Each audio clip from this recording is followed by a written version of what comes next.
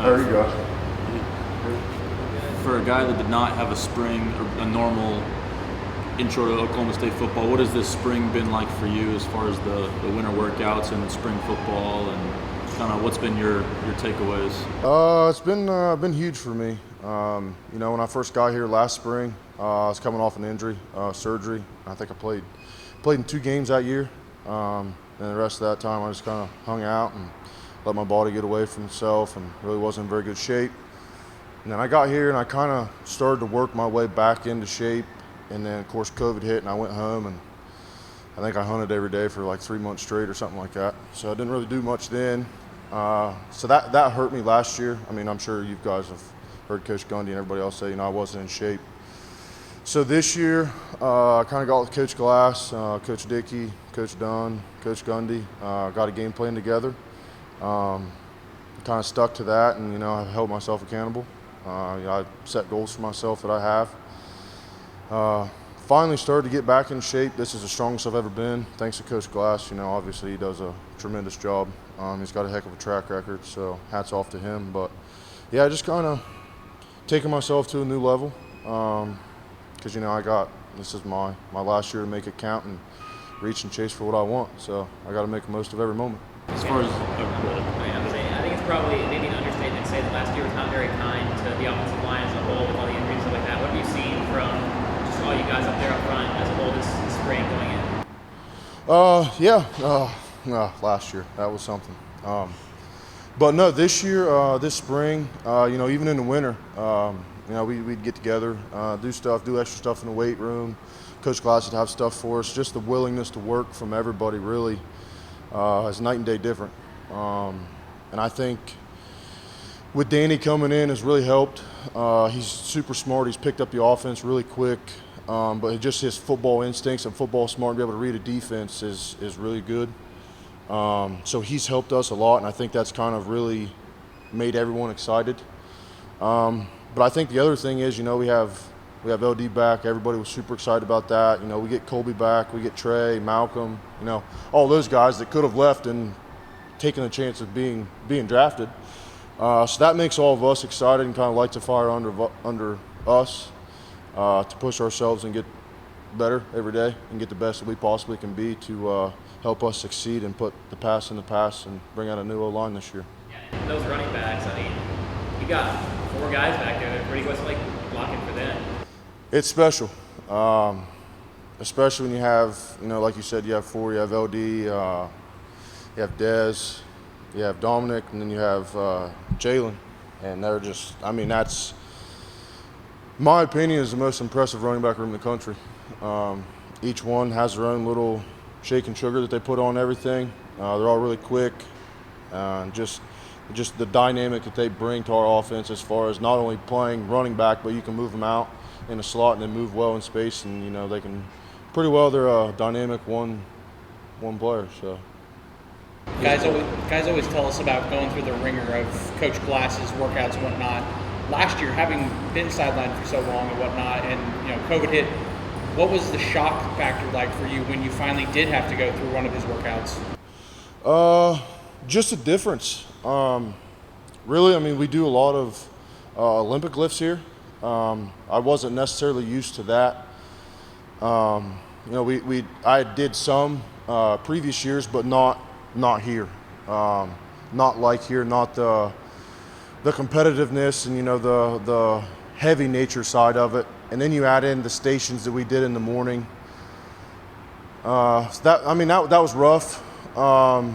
But as far as having the guys around me and Coach Glass, it made a really easy transition for me.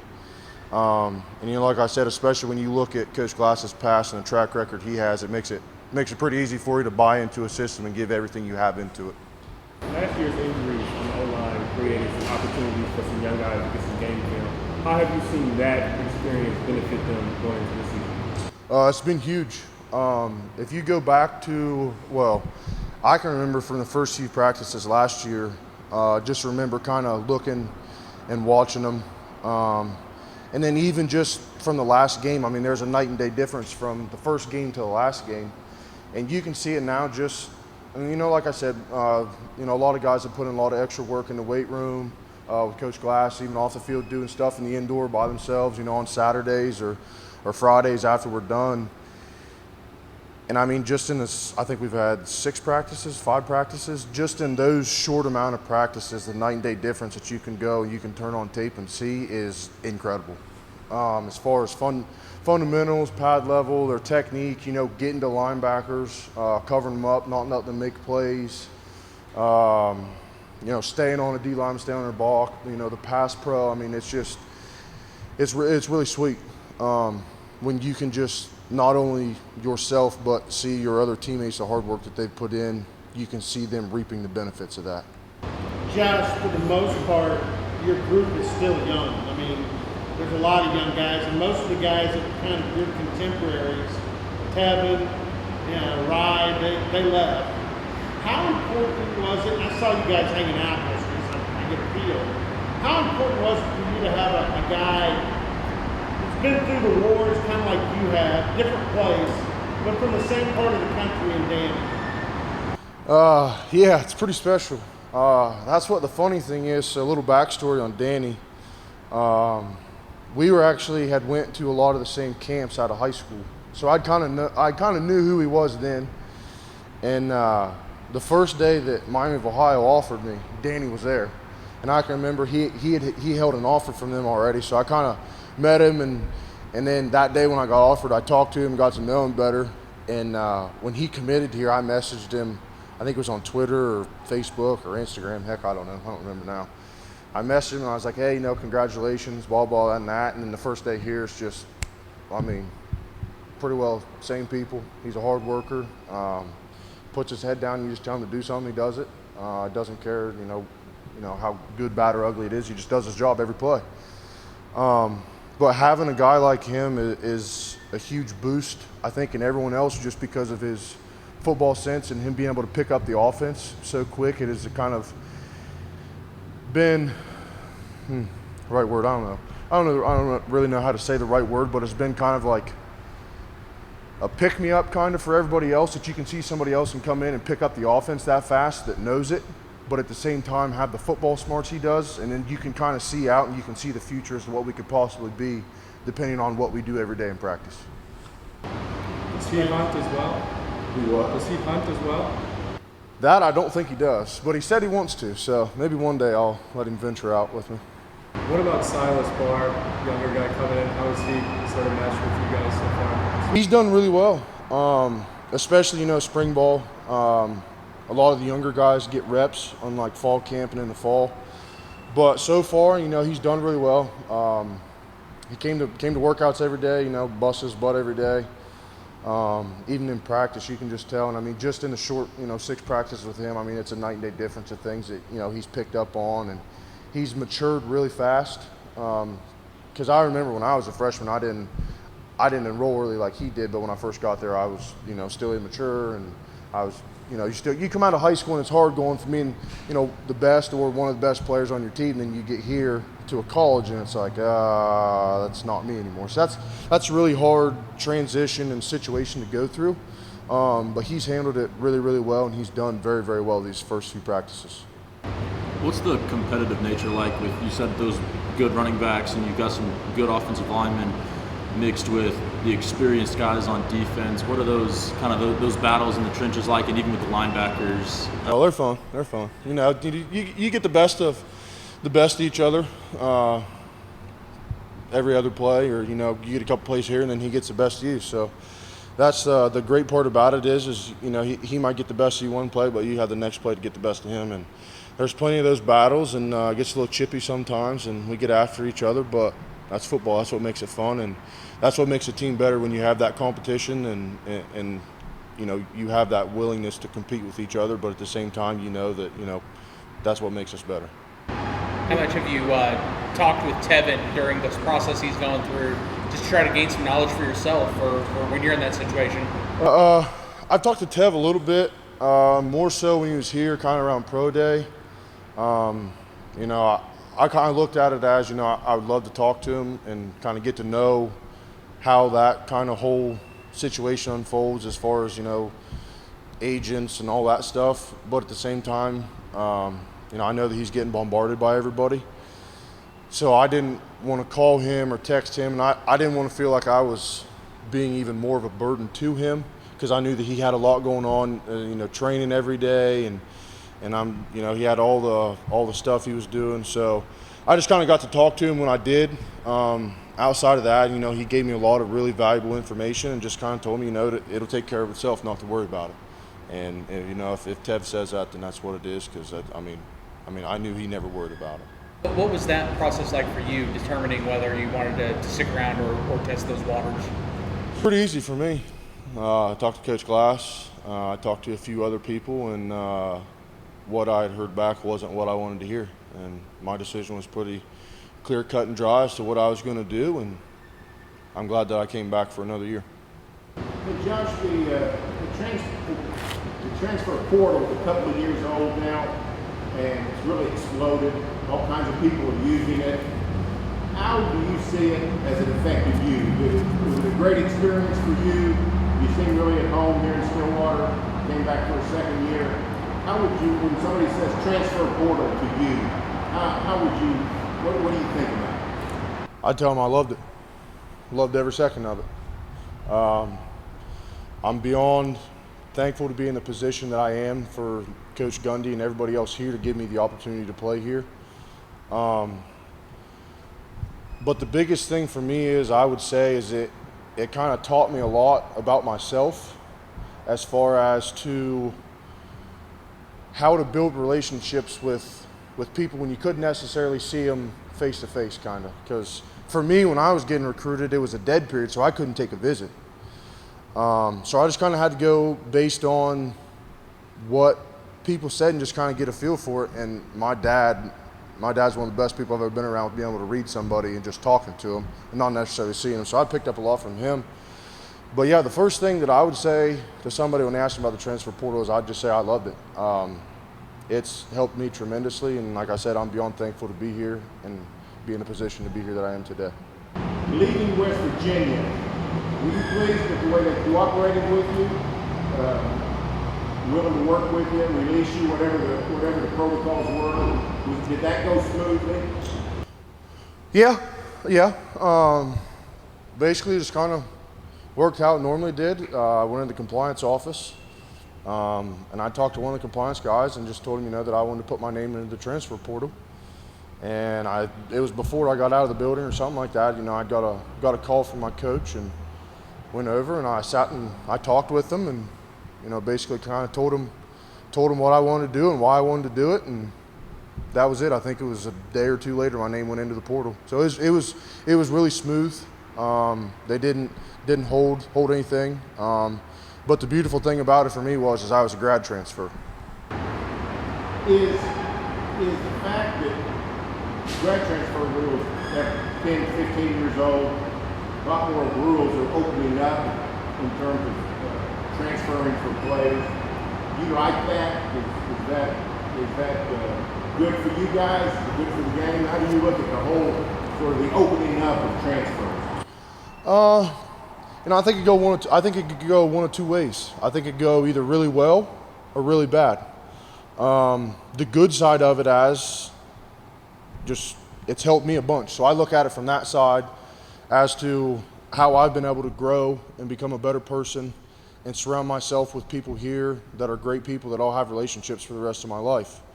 The bad side of that is I'm on Twitter. I see stuff on Twitter where true freshmen enroll somewhere and they're there for 5 months and they transfer because they're not on the too deep.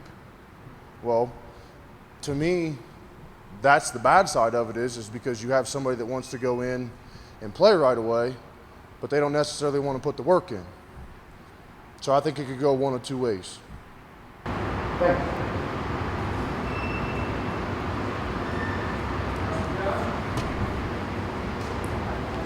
Thank you, guys. Have a good evening. What was the process like for you in deciding whether you wanted to go pro, or was it a pretty easy one that you wanted to stay? It was a pretty easy decision at the end of the season. I knew, I think, 4 games before the Cheez-It Bowl that I was going to come back. Just hearing from, my dad, other people who were in the league, like AJ Green and stuff like that. I hear from them and stuff like that, and the team's talking, and the best decision for me was definitely to come back, build my draft stock. I didn't know what would have been. I was just treading unknown waters if I would have left this year, and I didn't want to be in that situation and go undrafted and not make a team or something like that. So I was just going to come back and build my draft stock as much as I can. What was it like for you to see your running mate go back and forth in his decision making? I was surprised because I knew nothing about it when he declared. I was happy for him, glad for him. He definitely could have been drafted. He's one of the top safeties in the nation. And then I actually heard from Kanine Williams when he flipped because I was picking something up from his house. And he had told me that Colby was coming back, and I didn't believe him at first. And then Colby had tweeted that he was coming back, and I was just as shocked as everyone else in the nation. But I'm glad that he's back. One of the best safety trios in the nation, including Tanner. And we're back to work. For you individually, what was it that you feel that you could improve on to improve your draft stock? You can always get better as a safety at man coverage, whether it's on tight ends, slots, outside receivers, because I've been in every situation possible. So just working on man coverage more, working on my breaks out of either middle of the field, flat, curl read, hook zone, stuff like that. Just working on transition from being still to accelerating and stuff like that. Just doing stuff that the NFL scouts want to see. You mentioned that trio of safeties, and y'all have a lot of chemistry together. Where do you see that group going next year, and kind of what are your expectations for the overall secondary as well? I still see us being in the place where we were last year, just the best secondary in the nation. There's no doubt we have the best three safeties, pound for pound, the best three starting safeties, even the best depth in the nation as far as safeties and secondary. And we're going to continue to hold that crown and stuff like that and keep our throne. So. You talk about how good the safeties are, Tre. I'm going to ask you the same question I asked Logan, but you see these guys from a different angle. How good are running backs? Oh, they're good. As you can tell last year, Dez, LD, we had even Dom, 4 running backs rush for 100-yard games, and that's the most, I think, out of any school in the nation and stuff like that. We have depth all over the team, not just at running back, not just at safety. We have it at corner, wide receiver, quarterback, everywhere. So, you can pick any position like you just picked running backs. You're going to have depth anywhere on the team, and that's a good thing to have to try to make a run at this Big 12 championship. Yeah, and even the new guy, Jalen Warren, that guy's not bad. No, he's showing out at practice. He's definitely made a name for himself. When the defense, in practice are going against these different running backs, how does that help you guys, sharpen your skills and stay on your toes with different running backs you want to see? Oh, we see every type of running back that you can see within the Big 12. You have Desmond, who's a power back. You have LD, who's balanced at anything he does. You have Dom and Jalen, who are all speed backs and stuff like that, and they can get around the edge faster than you can blink. So, you see every single type of running back at practice, and that definitely helps us preparing for, the Bijan Robinson and stuff like that from Texas, and basically any running back that we'll see next year. With no Rodarius and Christian sideline for the spring, how have you seen the cornerbacks developing back there? The young guys are getting more reps, and that's good for a spring ball. There's going to be some mistakes early on, and that's just with even starters. I've made my mistakes so far, and that's just getting back into full speed practices and full pads and stuff like that. And you're definitely going to see some mistakes, but they're definitely learning from their mistakes and learning their lessons, and they're getting better and better each day. So. Another area where young guys are getting a chance because of injuries. Tracy's out, Bob, and all those guys. So there's some defensive linemen that are getting some chances. Talk a little bit about what you see up in front, especially when we're watching film.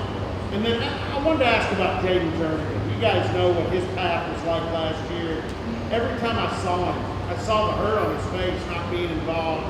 The fact he's back out there. Talk about those two things. Just like I said about corners, we have depth at D-line.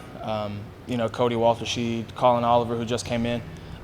Everyone's making a name for themselves. They're getting penetration. They're fast. They're speed rushers, powerful in the interior and stuff like that. And having Jay back is a big piece for our defense. He was amazing 2 years ago, my first year.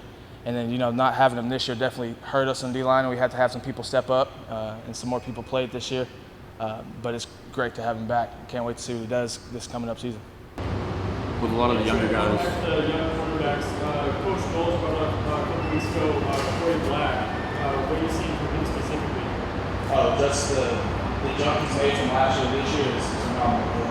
The footwork he has, the speed he has, his breaking on balls and routes from even the 3 deep zone, which is crazy. You know, he's definitely out there balling out and he's chasing the spot right now. With a lot of the younger guys, what role have you taken? Are you guys a leader with those guys? Or you kind of just let them do their own thing? Right now, it's kind of letting them do their own thing, nothing mistakes. I'm not trying to be too hard on to like pushing because that's the coach's job, and I'm gonna let the coach do what they do with the coach. Not worried about me right now, but when it comes down to it, the season, fall camp, when we're getting ready to compete for a Big 12 championship, I'm definitely going to be amping up more, teaching them from my experience, what I see and what I do and stuff like that. Coach Knowles talked about the difference in having you guys back. You can teach the defense, you know things. He doesn't have to lean on you guys as much. Can you tell a difference in him? Oh, yeah. Yeah, we talked about that practice with Kobe. When we first got here, Coach Knowles was young, honest every single day, every single second. I thought he was the meanest coach I've ever seen. But since we've got back a lot of people more experience and people who've done it, know the defense in and out, back on the back of the hand, he's definitely chilled out a little more. He's taking more of a chill role and had the position coaches coaching him. And, I'll go up to him and ask him like little league questions, stuff like that, big questions. But other than that, he really is just laid back and letting us do what we do and make plays.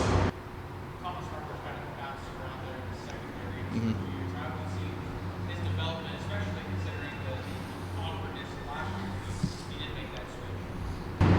Thomas is a great player. He was a great player for us last year. He definitely came in and made plays. Himself and Tanner just switching out. They're basically the same player. They both can do anything that they would want on the field in terms of man coverage and going to get the ball. Thomas's range is ridiculous. In the TCU play, I think he was inside on Thomas in their coverage when he got interception. So Thomas is a phenomenal player. And to have him in man coverage in slots and zones and deep coverage is definitely great for our secondary.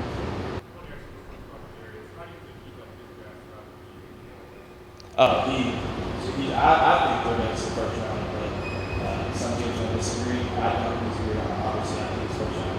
Harris is one of the best corners I've ever played with and we've seen in terms of just seeing him in game, in practice, in the film room, stuff like that. Harris, as a pro, he definitely up the draft stock with how he performs. So I'm excited to see him and where he goes with the draft because he will go to a team, and those teams does pick him up.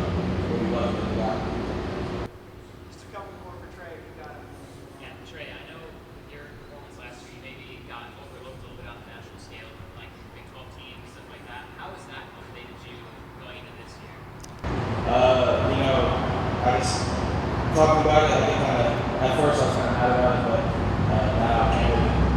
It is what it is. Some people, I guess, just kind of watch games. So I'm just gonna come back and continue to do what I do. Whether they put me on first team, second team, on mention, it doesn't matter to me. As long as I'm getting close to my team, that's what I'm gonna do.